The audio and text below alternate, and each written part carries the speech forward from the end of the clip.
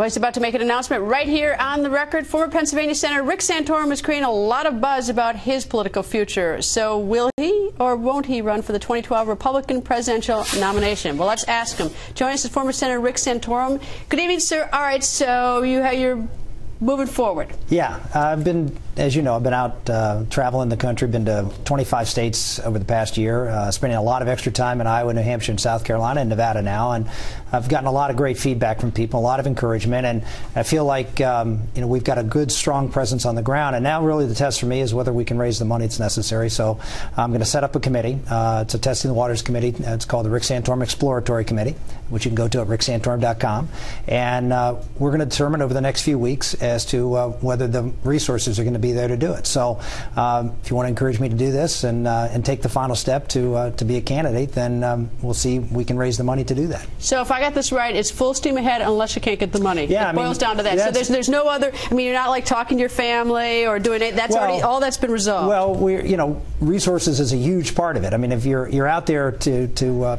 find out whether it's real or not, you've got to have the resources to be able to make that happen. And in the past, I've been very blessed. The people of Pennsylvania, and frankly, the people of this country. My last race, we raised $31 million, about 40% of which was outside of the Commonwealth of Pennsylvania. You got hit pretty hard. You lost by about 18 points. So how are you going to win Pennsylvania in 2012? Well, you saw a poll that just came out this past week that had us in a dead heat with the president in Pennsylvania.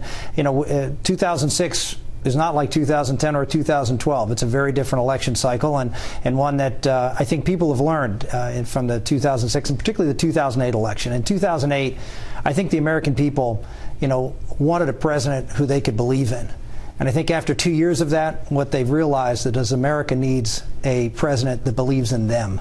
Yeah. And I really think that's the fundamental issue here. Do we have a president who believes that things should be run out of Washington, that all of the answers reside right back there with him and with the people in Congress?